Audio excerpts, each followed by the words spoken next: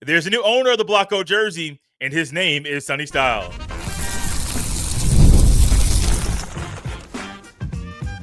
You are Locked On Buckeyes, your daily podcast on the Ohio State Buckeyes. Part of the Locked On Podcast Network, your team every day. Welcome in, Buckeye fans, to your Monday edition of Locked On Buckeyes, which is your daily Ohio State podcast, part of the Locked On Podcast Network, your team every day. I'm your host, Jay Stevens, veteran sports talk host, delivering passionate coverage about your Buckeyes. And today's episode is brought to you by Game Time. Download the Game Time app, create an account, and use code LOCKEDONCollege for $22 off your first purchase. During today's show, we will discuss a couple players that recently lost their black stripes, as well as the 4 Buckeyes that will be captains in 2025. But first, one tradition Ryan Day started in 2020 was handing out the highly coveted Block O jersey. And this is a tribute to Bill Willis, who wore number 99 at Ohio State. And Willis also was the individual that broke the color barrier in the NFL while playing for the Cleveland Browns. And Ryan Day decided to turn that 0 jersey into something that displays toughness and a high level of accountability and high character for the individual that wears that jersey in that particular year. And all offseason, we have looked at various players that can receive this high honor this year. In every conversation, we made our way back to Sonny Styles, and he is the recipient of this jersey this year. It was almost a no-brainer, being able to look at his career and his path from reclassifying and coming to Ohio State a year early to starting at safety to transitioning to linebacker, being a full-time linebacker a year ago, being the second leading tackler on the team, and this year being the vocal leader on the team, as well as being an Iron Buckeye twice this all season. I mean, Sonny Styles are doing everything on the field to be the Block O jersey recipient, but it's the stuff that he stands for and represents off the field that I think make him the no-brainer person to wear this jersey. The accountability, the toughness, and the character. I have not heard anybody say anything bad about Sonny Styles off the field or even on the field. I mean, we can be nitpicky and kind of analyze the things he does on the field. That is expected. But no one is seeing Sonny Styles off the field acting a fool. You don't hear about him getting pulled over by the police or acting up in practice or things like that. No, Sonny Styles is that kind of individual that you want on your team. A high character guy. He has all the toughness. He is a guy that's accountable in every way. You want him on your team. I mean, there are some other guys that you would look at and say, yeah, they had an interesting path to this year, and they might be somebody that could wear the jersey. Carson Hinzman comes to mind. We're thinking about an individual in this conversation because Hinzman was a starter, maybe a little bit earlier than expected in his career, and then lost his job to Seth McLaughlin, who won the Remington Award. And so you may say, well, he lost his job to a guy that was better. But when you start one year and then you sit the bench the next, then all of a sudden you have to be thrust back into the starting role due to an injury to Simmons and Zemahalski. And then to the man that took your spot in Seth McLaughlin, you might be looking at Hinzman and saying, he's had it tough. He's had it very, very difficult. And his mindset and being able to overcome so many obstacles along the way while displaying the toughness, character, and accountability needed to stay in the fight to this point in his career, you might say, yeah, he is a guy that could get it. And I would stand up here and say, yes, 100%. What about a Cardinal Tate? Or what about a Caleb Downs or an Austin Siereveld or one of the other players? I think all of them are worthy candidates. But to me, it was always a no-brainer because Sonny Styles' path, while their paths are unique for them, his is different than, I think, any other Buckeye that I can think of, especially during the Ryan Day era. Now, I don't know all the guys that may have reclassified in the history of college football that have played at Ohio State. I do know that is a newer thing, especially over the past 5 years, where guys will reclassify to come to school. Most of the time, they come to school earlier. Saw it in basketball with Meechie Johnson. The Buckeyes had a lot of injuries, and I believe Holtman reached out to Meechie Johnson's dad, asking if he wanted to come to school early. He came to school early. I don't know if that was the best move for his career, to be honest with you, but he was one that reclassified and came to school a little bit earlier. There is a rare situation where I know a guy personally that reclassified to stay in school 1 year longer. I don't know many guys that do that in high school, just the one that I know. that I know personally that's done that. But reclassifying is new. And Sonny Styles could have come in and been a knucklehead at 17 years old. I mean, it would have been very, very easy for him to come in and act a fool and say, I know y'all are older than me, but man, I still got this young boy mindset. I am going to be doing my own thing. I know it's Coach Day, and I know that that's Coach Knowles, and I know that there are all these coaches that are doing some really good things, but I'm going to lean on myself and do my own thing here. He could have easily done that, but he didn't. Here is Sonny Styles, something he said at Big Ten Media Days about potentially wearing the Block O jersey. Quote, being able to wear the Block O would be an honor. I think the biggest thing, obviously, wearing the Block O is about the integrity and character of a person. But I think for me, just seeing the guys that wore that number before me and having a personal relationship with them and knowing the kind of men they were great men. So for me to be able to wear the same number as them, that would be an honor, end quote. And speaking of those guys that wore the jersey before him, 2020 was the first year. Jonathan Cooper, former defensive end for the Buckeyes, he was the first player to wear the Block O jersey. And then 2021 on till now, these are the players that wore it during that time period. Thayer Munford in 21, Cam Babb in 2022, Xavier Johnson in 2023, and then Cody Simon in 2024. If you look at this list, from Cooper to Munford to Babb to Johnson to Simon, all of them had very unique and interesting careers in Columbus. Some of them had to battle through injury. Some of them had to deal with position changes. Some of them, like Cam Babb, didn't have the career that I thought they were going to have in the Scarlet and Gray, but got to score their lone touchdown on senior day during their final year wearing the coveted Ohio State jersey. I happened to be there during that period, and I remember my wife and I sitting there and him catching the touchdown, and my wife didn't know the story. I didn't know the full story about Cam Babb and all of the things he went through. I knew some of them, didn't know all of them at the time, at least in my head during that moment. But I remember, even as I'm saying this right now to you, remember the view and the visual that I got to see where there are players coming from off the sideline onto the field to celebrate with Cam Babb, because those were his brothers during some of the tough times wearing that Ohio State jersey. And they were able to see his path to even be able to play in that game, catching that touchdown, going off and being very celebratory, not just when he caught the ball and into the end zone, but even going back to the sidelines. And one thing I enjoy about Ryan Day in those moments is his feeling where he kind of looks like a proud dad. He's not their father. He is the coach that is there to lead them every single day. And so for Ryan Day to be there and to have that big old dad-like smile and go there to hug Cam Babb, give him one of them tight, I'm your coach, but I'm also like a father figure in your life type of hugs, it was fun to see. But if you look at this once again, Cody Simon not only had to deal with injuries, there was a time in Simon's career that he may have been the best linebacker at Ohio State, but he was third in the depth chart. He didn't let that get him down. So from Cooper to Munford to Babb to Johnson to Simon and now to Styles, I mean, hats off, man. Hats off. Hats off. Clap it up for him as well. That is 1, 2, 3 guys on defense, and Cooper, Simon, and Styles. 3 guys on offense, and Munford, Babb, and Johnson. Yeah, Jeremiah Smith, yes, could have been a guy, but all of those guys were in their final year in Columbus, Ohio, and did some very unique things along the way while overcoming lots of obstacles in their careers to allow them to be that guy that wore that jersey during their final year in Columbus, Ohio. Speaking of guys wearing the coveted Ohio State jersey, there are 4 Buckeyes who are recently named captains for the Buckeyes in 2025, and I think the players chose the right group to represent this team. This episode is brought to you by Drip Drop. When I'm on top of my hydration, I notice everything works better. My energy, my mood, my focus, even my skin. But getting enough fluids every day isn't always easy. That's why I've been loving Drip Drop. Drip Drop is a doctor-developed and scientifically proven for fast hydration. It uses a perfect balance of sodium electrolytes and glucose to help your body absorb fluids quickly, delivering 3 times the electrolytes and half the sugar of leading sports drinks.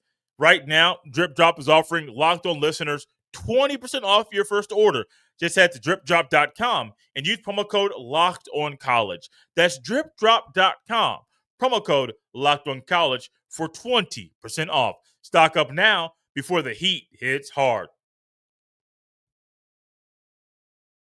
Thank y'all for tapping in Locked On Buckeyes and making this show your first listen of the day. A week ago and over the past few weeks, we challenged every Ohio State fan that's right here at Locked On Buckeyes to subscribe to Locked On Buckeyes on the YouTube. We are pushing to hit 5,000 subscribers before kickoff of the 2025 season, and we hit that mark. We're off and running very quickly to the 6,000 subscriber mark on the YouTube. Thank you all. Ohio State fans are the best, pushing and working and grinding to get that thing done.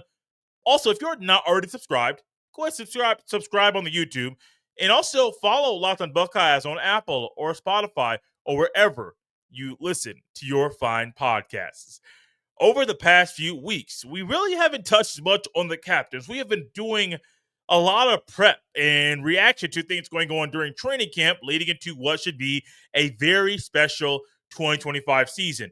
Well, along with handing out the coveted Blocko jersey, Ohio State also announced their 4 captains for the 2025 season. The captains are Sonny Styles, Caleb Downs, Brandon Innis, and Austin Siereveld. And when I think about these 4 individuals, and Styles and Downs and Innis and Siereveld, I think what you're finding with them is that you have Iron Buckeyes. You have guys that were leaders a year ago. You have guys that are stepping up in a big way and being kind of a Swiss Army knife. Wherever you need me to go, coach, that's where I'll be. And it's almost as easy as it was for Styles to be the block go to be a no-brainer. This is a no-brainer too. All of these guys have played at least, or entering it, they're no less than their third year playing college football. Some of them are the best in their positions in Downs. Some could be the best at their positions in Styles. And so I do think when you look at this group of people, the Iron Buckeye, working, grinding in the offseason, Caleb Downs showing up on the field as well as off the field to help everyone get better every single day. From Austin Siereveld, who many people were saying he's going to be your starting right tackle, which was a shock to some, but that just showed the growth and versatility that he has as a player. And then all of a sudden, he's on the left side, and he's working exclusively on the left side, where some guys might be like, Coach, a year ago I played guard. How about I stick there? Because it might be the best move for me in my career to stay at guard, because the NFL coaches and executives want to see multiple years at one position. Oh, no. You want me to go somewhere else? Cool. Go to right tackle. Oh, wait. You need me to go somewhere else? Why? Because you trust me? Okay, cool. What position is that? Left tackle. Okay, I'll go there. Sonny Styles? I mean, let's just be honest. If Arvell Reese wasn't on the team, would you have a problem with Sonny Styles being the mic? I don't think you would.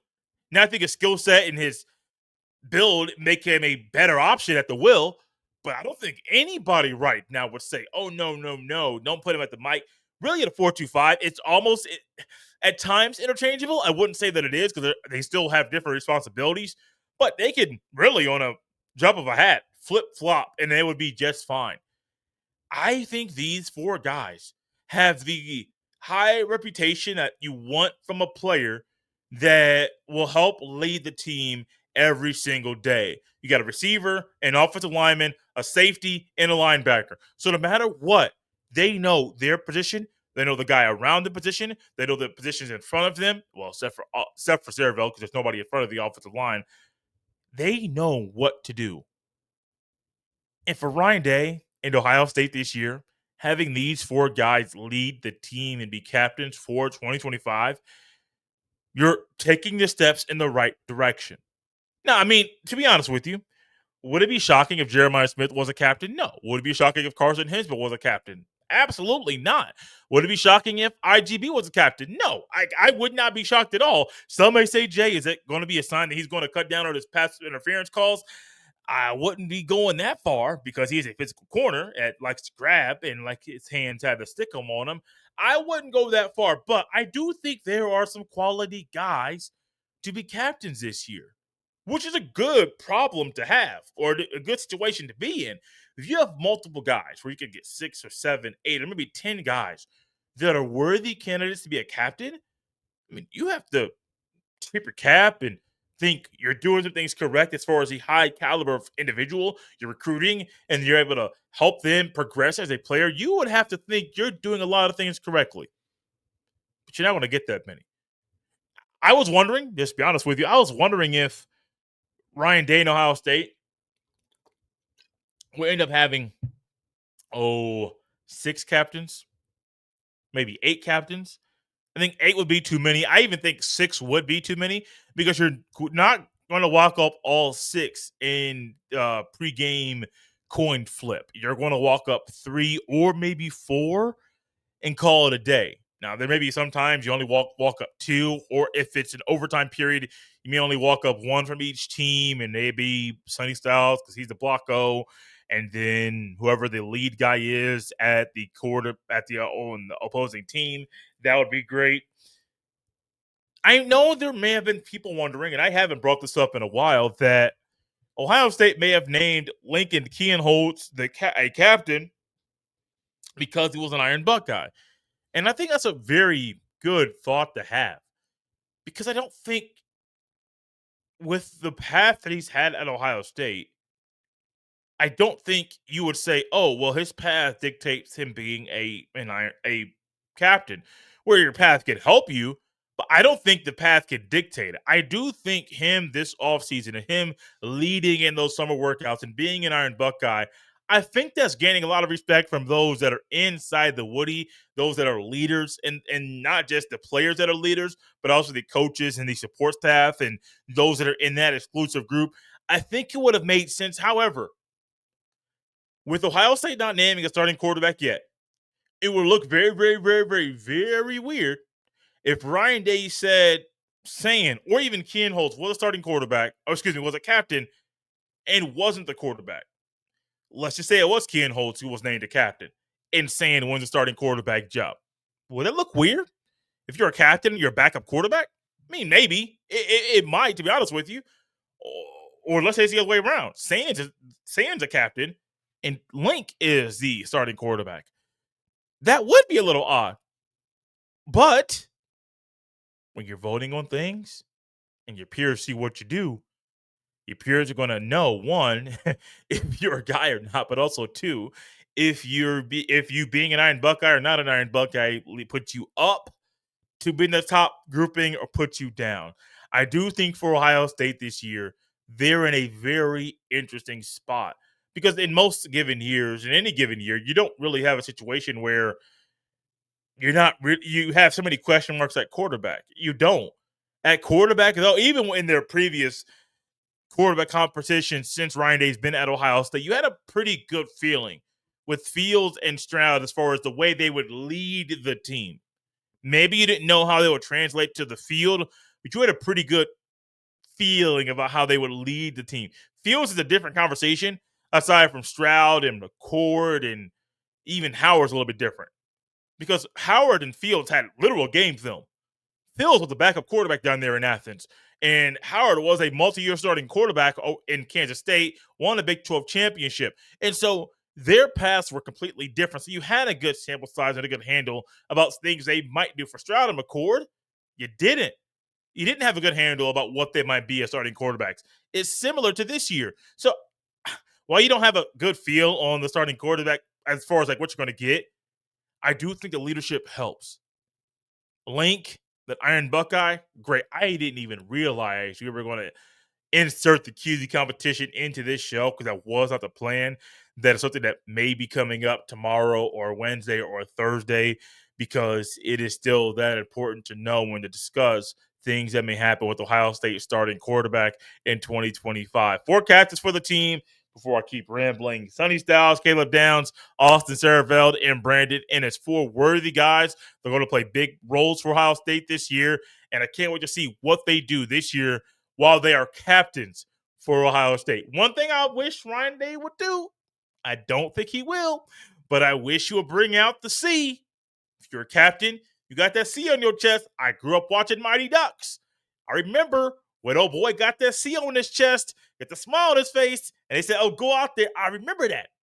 I hope, I hope that at some point these guys get that C on their chest. It'd be fun to see. You can put it on the jersey when you sell it. It'd be pretty exclusive and unique for the year that they were captains for the Ohio State Buckeyes.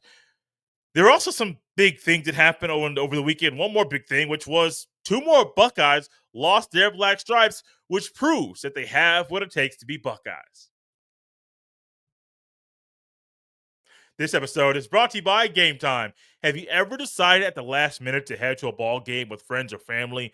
Maybe it's game day, and you suddenly realize you want to be in the stands. That's exactly where Game Time comes in. It's the easiest way to grab last minute tickets without the stress. With the money you save on tickets, you can splurge on food, drinks, merch, or even invite a bigger group to come with you. Game Time makes it possible. Game Time makes buying tickets fast and simple. Prices on the app actually drop the closer you get to first pitch, and they've got incredible last minute deals, clear seat views, and a lowest price guarantee that takes worrying out of buying. Take the guesswork out of buying tickets with Game Time. Download the Game Time app, create an account, and use code LOCKED on college for $20 off your first purchase. Terms apply again. Create an account and redeem code LOCKEDONCOLLEGE for $20 off. Download the Game Time app today. Last minute tickets, lowest price guaranteed.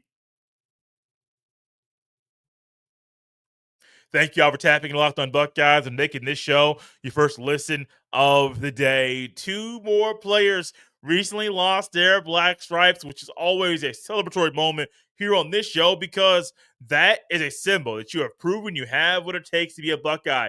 And both of these guys today that recently lost their black stripes, that we're going to talk about, are guys that can find themselves in the two deep, which is a little bit shocking when you're a younger player that's trying to work and grind and really figure out what college ball is all about. Now, you know it's football. You know it's the same size field you've played on most of your life. You know the football is a little bit different than maybe the high school level, but it is still a football. It's still blocking and tackling and running and a lot of the same details of the game you've loved for your entire life. But Ohio State's a little bit different. So while you're trying to learn a different level of football, you got to prove yourself. And this is one thing that Ryan Day, not only a tradition in the Block O jersey that he started in 2020, he continued the tradition that Urban Meyer started, I believe, in 2012 of losing your black stripe, which is a sign. And when you lose it, you have proven that you have what it takes to be a Buckeye. The two guys that recently lost their black stripes are Jake Cook and Faheem Delane, a couple guys that I have been very, very, very, very high on. More so Delane than Cook, because we have talked about safeties a little bit more than offensive linemen as far as the high-end safeties and those in the competition. But I think Delane, of all the guys in that safety room, can easily be the fourth or fifth safety at Ohio State this year. I think in the hierarchy of safeties, you're thinking Caleb Downs and then Hartford or McLean in any order you want to pick. And then right there behind them could be Faheem Delane. I was very, very high on him when he came out of high school. And I didn't know how he would fit in when he first got to school because I never truly believed that an incoming freshman is going to be able to play even in a backup role right away, which is why when the Devin Sanchez conversation started, I was leaning into it a little bit, but then I realized, well, there's three corner spots. That corner room and position is stacked with talent. Yeah, Devin Sanchez can play, but maybe it's not the right time for him to play now because there's so many other guys in that room that are talented, that know the system a little bit better than he does. But I do think Faheem Delane is one of those guys that can easily play. I think he's going to be a straight special teams guy. I don't think he's going to be a staple at safety, even if they start to rotate safeties a little bit. Maybe. I don't see Downs coming off the field. Hartford and McLean will be the two to rotate. And then Lorenzo Styles Jr., if he comes off the field, I don't think Faheem Delane is going to be his replacement. I do think Delane is going to be great down the road. Not this year, but I do see there is a quick path for Delane to be a starter.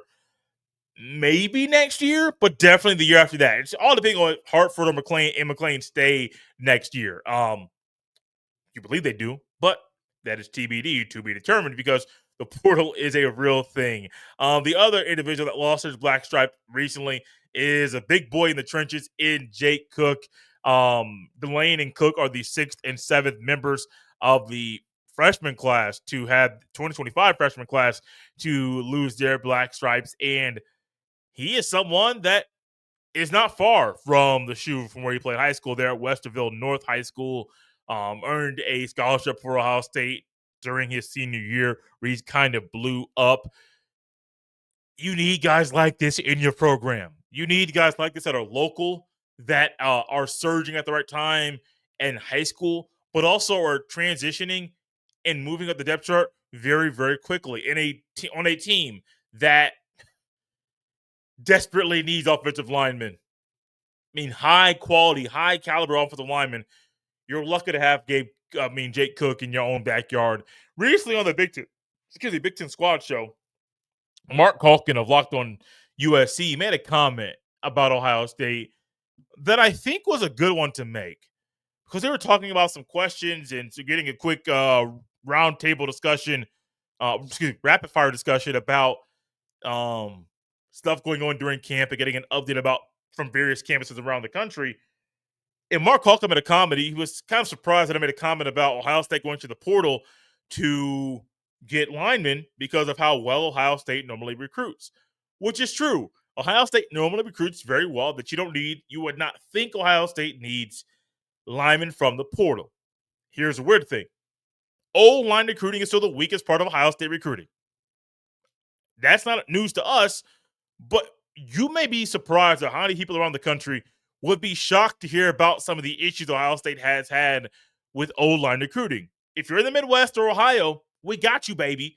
But if you're for anywhere outside of that area, it might be a little bit difficult for us to get you to come to Columbus, which is why Jake Cook coming to Ohio State is so important.